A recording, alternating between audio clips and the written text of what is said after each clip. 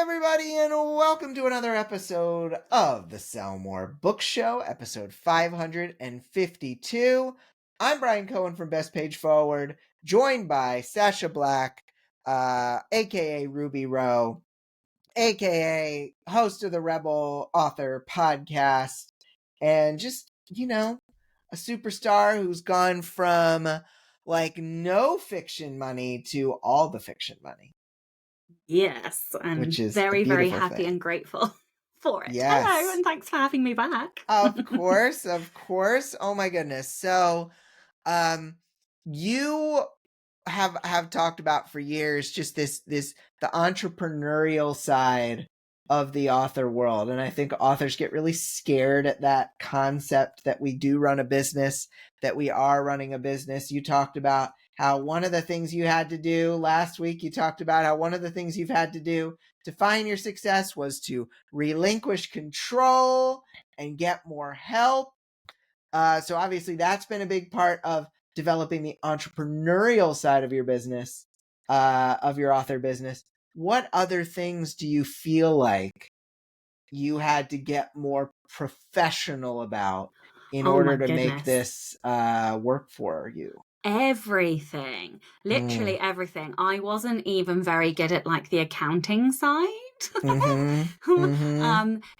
It's a very privileged champagne problem to have, but an Yes. increase in money actually does cause quite a few logistical tax implications. Like in the Mm-hmm. Mm-hmm. UK, you can only have £85,000 in an account before you're then no longer insured. Like they won't cover that money. So it's like, you get to a certain point, you have to open more bank accounts. You have to be a bit more rigorous with like your proofs. So like receipts and invoices and things, it's learning about VAT. I didn't even know what VAT was, all that kind of Mm-hmm. stuff.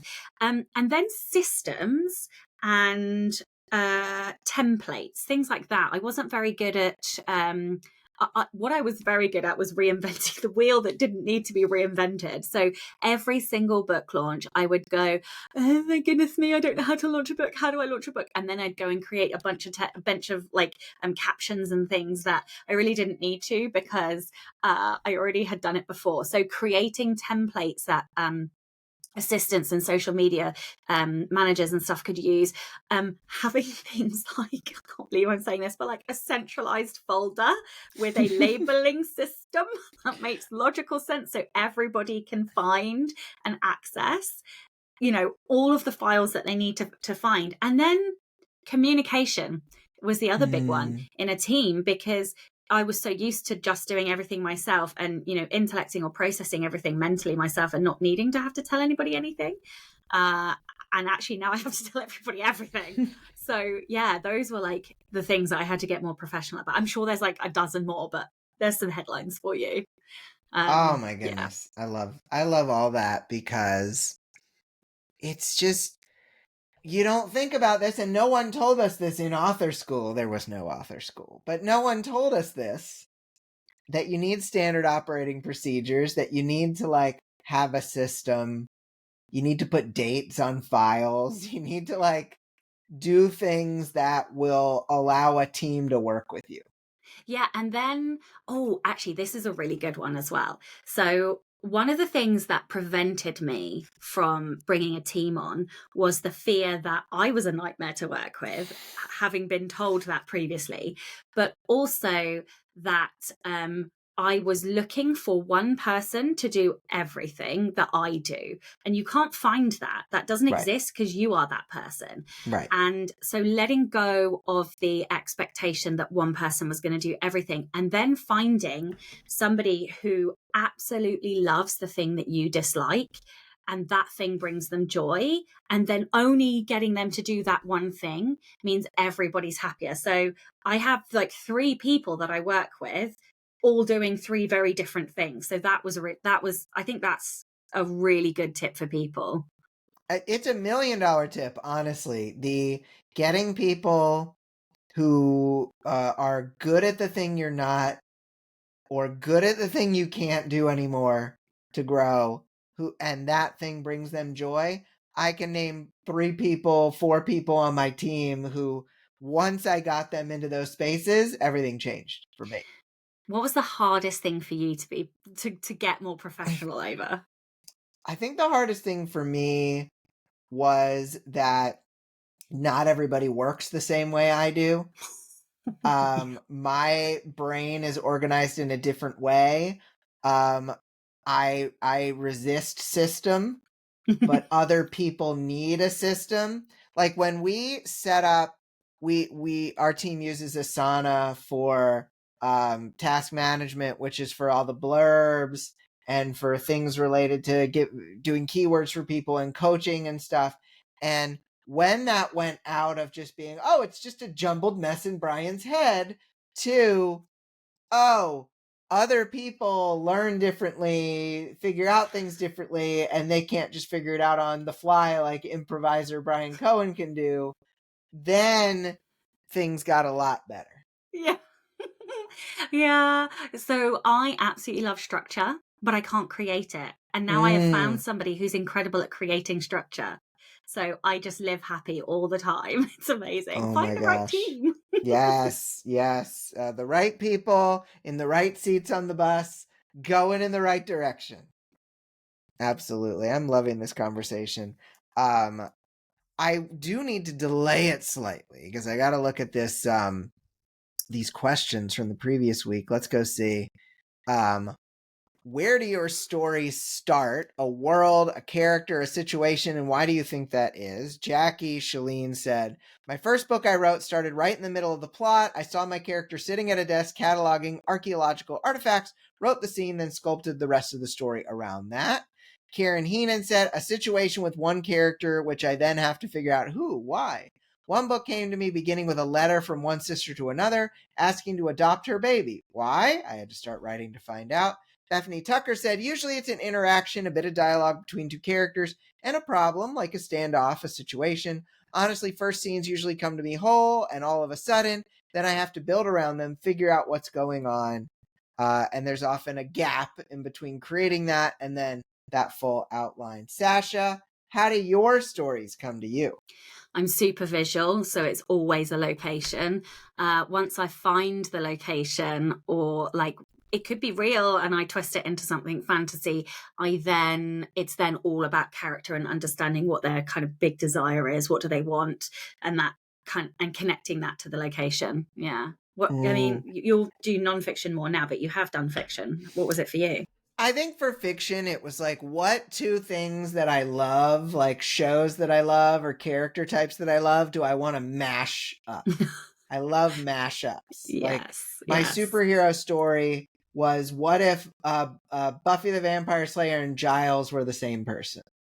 And my goodness me, I love that. And so that was a lot of fun for me to try to create, and then it turned into a 7-book series. So that's amazing. That's definitely like the inner child joy writing, I think. Yes. Oh, so much so. So much so. Folks, you can answer the question of the week at the Sell More Book Show After Party website, or Sell More Book Show After Party Facebook group, or the Sell More Book Show website. This episode is going live the day after the US presidential election, so I hope we're all still here. I just hope everything is still okay. My guess is most people listening to this are listening to this 2 weeks later after emerging from whatever mental state they've been in. Yeah, even people in the UK are talking about it, and we don't normally talk about American politics. So I might even stay up and watch some of the results. So yeah, I will tell you that the results will not have been tabulated by the time this episode comes out on Wednesday at 7 a.m. So it'll be like too early to call. So, folks, sorry if I've already given you some flashbacks to last night where you stayed up all night. But let's move on to something more actionable for authors, which is today's top story: the 7 habits of highly ineffective authors. Self-doubt and self-sabotage keep most authors from peak effectiveness, says author Joni B. on janefriedman.com. Cole states that by reverse engineering the concept of Stephen Covey's book, The 7 Habits of Highly Effective People, you can find what makes an effective and an ineffective author. Consider habit 1, be proactive. Both make it a habit to act. Both of them make it a habit to act rather than react. But the self-saboteur preempts any potential criticism by being the first to trash talk it. It's similar with habit 2, begin with the end in mind, but the ineffective author only sees a lack of sales and poor reviews, not the potential their book could actually have. When it comes to habit 3, put first things first. The ineffective author excels at the wrong things. Rather than saying no to the things that don't match their goals, they might prioritize things that seem important, yet also rob them of their time to write. Quote, for the highly ineffective writer, every day is a race against the clock to say yes to as many things as possible. Social media, rearranging the photos on the mantle, volunteering wherever they are needed, end quote. Or never mind. Cole says, the highly ineffective writer is a master of prioritizing anything that is not writing, end quote. You can see the other 4 habits at work in Cole's blog post to learn how to turn yourself from ineffective to effective as an author. Sacha, I had never really thought about the fact that if you check social media and it takes your time prior to writing, you're actually saying yes to it, which I thought was really interesting. What stuck out in this one to you? I think the saying yes to too many things, that's a real lesson. Both strengths coaching and therapy has taught me this year. Thank you to both those things. I've gotten a lot better at saying no. And I was really very bad at that, I would say. Yeah, that really resonated for me. What about you? What resonated in there for you? Did you do any of those things? Oh, absolutely. I mean, I excelled at a lot of the wrong things. I excelled at digging deeper down rabbit holes. I excelled at, some of the stuff we talked about earlier, not handing things off and just focusing on, no, I'll take that, I'll take that, I'll take that. I think that we are tough on ourselves. I'm sure we do a lot of things that are effective in the midst of this ineffectiveness, but to become more professional, we really do need to focus. And so much of it comes back to where are you as a person with this? How much work have you done on yourself? Because the success in your business is reflective on the work that you've done on yourself, time and time again. Sacha, how have you self-sabotaged yourself during your writing career?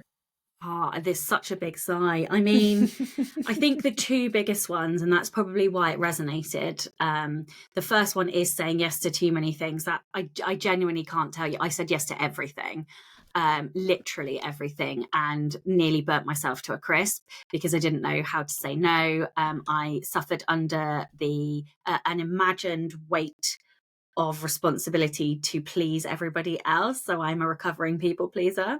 Yep. Um, Yep. and even down to like letting go of social media a little bit. So obviously I still do all the kind of face video stuff, but I don't always reply to all the comments. I have other people do that now.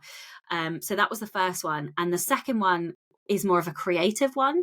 And I was writing what I thought I was meant to write. Like I was writing straight YA fantasy rather than writing angry, sexy women. And that is a form of self-sabotage because I obviously wasn't seeing the growth, I wasn't seeing the sales, and I also wasn't happy writing. And the minute that I stopped sabotaging, thinking I was supposed to be doing those kinds of books to please other people, everything exploded. And I don't think it's a coincidence that all happened around the same time I was getting coaching and therapy. Like you said, it's the self-work. So what advice do you have, or what tips do you have for kind of noticing self-sabotage, like before it gets too bad? Because it can be really hard to notice. Yeah, I think it's just like what you brought up, Sacha, like having outside help, having a neutral perspective, therapy, coaching, Journaling. Let's say you cannot bring yourself to therapy or coaching. Journal. Write down things that you're grateful for. Write down things that the thoughts and patterns that you're going through.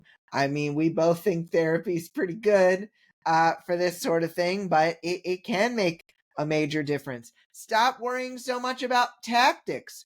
Go talk or watch a class or a webinar on mindset.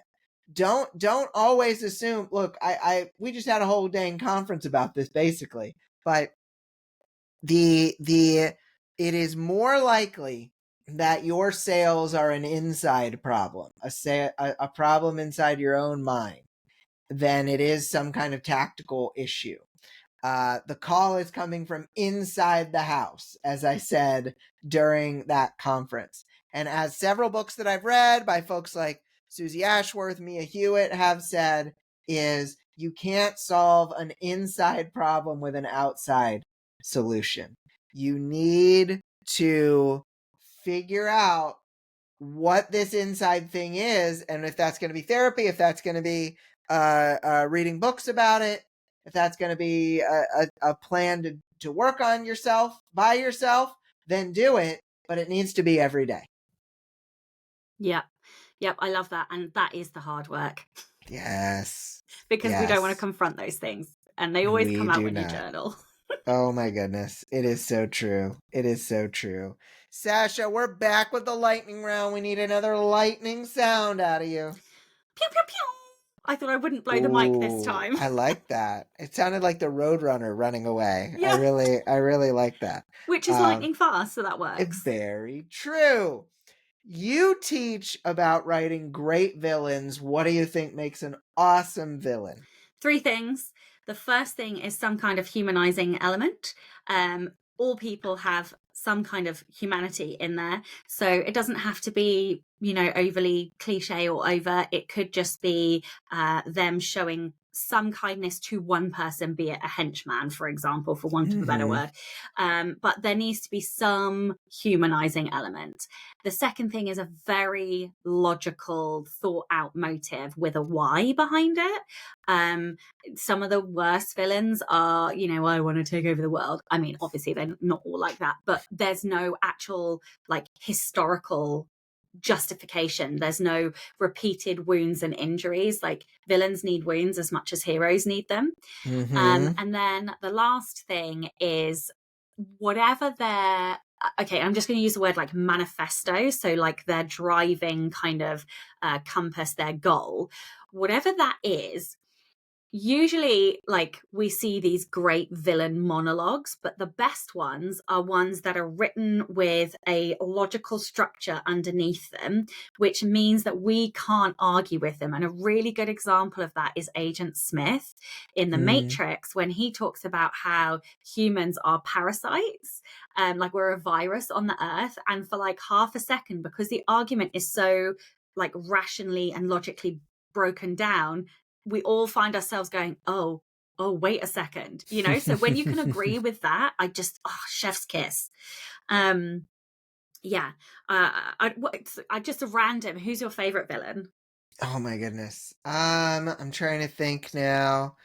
Going back to Buffy, we talked about last time, there's some great ones. I mean, you've certainly got Spike and Angel, who are great villains, who obviously have times where they're heroes, times where they are villains. I'm trying to think, the principal from the 3rd season of Buffy. Yes. He's so great, and then he has his claws into Faith in that season. Yes. Oh, I love it. Faith was one of my early girl crushes. So great. Love Faith. Okay, I'll come back to the topic though. So every author or entrepreneur can think of themselves as, I guess, following a hero's or heroine's journey of their own. So where do you think most authors get stuck in their hero's journey? I think a lot of authors kind of get the call of just, hey, this might be what you're supposed to be doing. But then they kind of hear a lot of other calls because they're like, oh, well, I want to ignore this, which is a part of the hero's journey, is to at least at first ignore the call, but then they kind of never come back around to it. So that's one of the ways they get caught up. When they're on this journey, they come across multiple trials. Like we said, a lot of them are internal, but they're not willing to really fight those internal demons. So they're either sailing back home and starting the journey over again, or they go down the completely wrong direction, based on, oh, well, so-and-so did this, but you are not so-and-so. That's their hero's journey.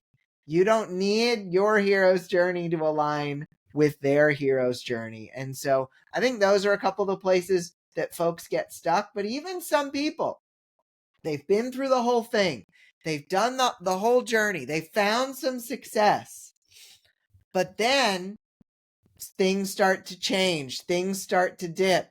It's the sequel of their hero's journey. They need to kind of do it all over again. And yet, then they're like, no, not this time. I'm comfortable. And so even the folks who've been there, had their success, sometimes they need to go on another journey and they're just not willing anymore.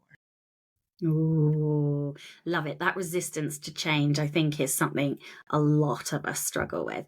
Or if not the resistance to change, the resiliency needed to go through change.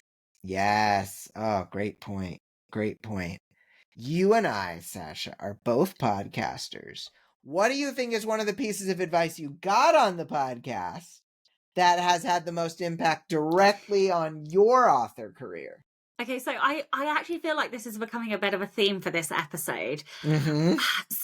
Okay, so I really tried to think about this, Okay, but okay. I think there's been far too much advice for me to be able to actually pin down and go, this was the best. And Right. the other thing is, over time, we absorb all of the lessons. Like, we listen to the same people on different things. So the thing that I really think has hit home is that when I started the Rebel Author podcast, I started it with a kind of bra burning, F to the man and to the authority, rebel anarchy, all of that kind of stuff.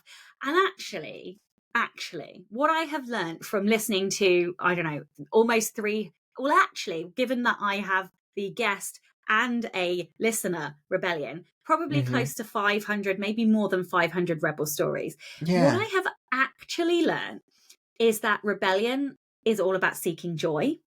And we rebel when there's a problem, when there's some kind of splinter inside, like something is wrong, there's an irritation and we don't feel comfortable, and we break the rules, or we, rebel and do these naughty little things to make things better, to make things happier, to make things more comfortable. And so I'm trying to diffuse the negativity around the concept and definition of rebellion, because I think that when we rebel and stop listening to what everybody else is doing and do the thing that brings us the most joy, I think that is when we find our biggest success. So yeah. Same question to you though. Okay. What do you think is one of the most significant pieces of advice you've gotten on this podcast, or that's impacted your career? I'm going to cheat because obviously Claire Taylor was my co-host for 3 years, and she inspired me so much by resting when she needed to rest. Oh, and so when I have built rest in, when I have prioritized rest, when I have prioritized non-writerly things like hanging out with my wife, hanging out with my kid, hanging out with friends, non-author friends, it you has... have those? There's a couple of dads in the neighborhood, Sacha. We go to movies sometimes. Wow. I organize it. But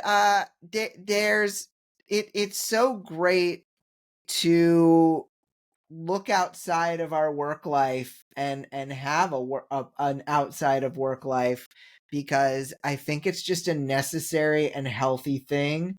And that is something that Claire's advice helped me to get to. I love that. immediately resonate with that because I think that's our competition. It pushes us a little bit too hard. Yes. Oh, so true. So true. All right. So this is a fun one for the end of the lightning round. Do you think all authors of spicy romance should invest in not safe for work art? Why or why not? Oh my goodness me. Yeah, I really, really do. It is. So, okay, so the funny thing is my wife hates it. It really makes me laugh, but she hates them. I love them, and I think that they are rebellious. I think that they're the little pieces of naughtiness that we think we shouldn't have, and therefore everybody finds delight in them. The only thing that I would say is it is really difficult to promote and market them because of restrictions on social media and things. But yes, absolutely. I think that everybody should do it if they can. And it is expensive, but if you can, you should. You want to hear a funny story? Yeah. Okay, so I told this story for years. I told it on first dates. I told it all over. I haven't talked about it in years. But my freshman year of college, there was this happening in the middle of campus, this center of UNC campus called the Pit. And there was this craziness. There was these scantily clad ladies passing around some kind of tickets and whatever. And in the corner, there was a little kiddie pool, and it looked like it was full of some purpley liquid. And it turned out it was a Jello wrestling match. And I was like, oh, this is crazy. I'm a freshman in college. I'm going to have the time of my life here. I'm sure a bunch of people are going to get tickets. I'm not going to win, whatever. And I pay for a ticket. Apparently, I'm the only one who does. So I end up in this, in the middle of campus with 100 people cheering on. This was recorded in this Jello wrestling match with this adult entertainer named Miss Kitty. And the match did not last long. It ended up while we were I was ruining my pants in this Jello. The security from UNC tapped me on the shoulder and said that's enough of that, kid. And but upon leaving that situation, Miss Kitty gave me a little I don't know, 2x4, 1x3 glamour shot that was in my wallet for 8 years. Oh my goodness me! And I will tell you, it was not. I didn't even realize it first. The first person I showed it to was Brian, I don't think this is I think this has some nudity in it. And I'm like, oh, I did not notice that. And so, still stayed in my wallet for quite some time. Really crying with laughter. That is my favourite story I've heard in ages. Why didn't you say that rebellion on the podcast? I didn't think of it, but I think that anyone who makes it to the end of one of these episodes deserves a little bit of a fun story. That was amazing. We need a question of the week here, Sacha. So, what do you want to ask folks about? We talked about the ineffective thing. We talked about pieces of advice. We talked about not safe for work art. What are your thoughts? Okay.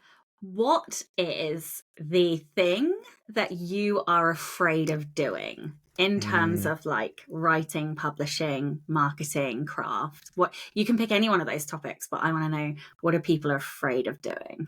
I love it. So that is going in there. What are you afraid of with your writing, marketing, or publishing? Very awesome question, Sacha. Obviously, you brought it out of me 550 episodes in, and I never told that story. So I think this was a good one. Clearly, I'm a naughty influence. I love it. I know. Absolutely. Absolutely. We should have you back all the time. So, Sacha, where can people find out about you, find out about Ruby Row? So Sacha Black, Sacha with a C, SACHA.co.uk, or Ruby Row, Row with an E, ROE.co.uk. Very, very nice. And go check out Rebel Author Podcast. And hopefully that'll keep going. But if it doesn't, you you've helped a lot of people. You've Oh. shared a lot of good stuff, and you should be proud. Oh, thank you. And thank you so much for having me. It's been fun. Of course. Yeah, we've loved having you on. We'll be back, folks, next week with another awesome guest co-host. For Sacha, I'm Brian. Have a great week of book selling, everybody. We'll talk to you soon for 553. Bye. Bye.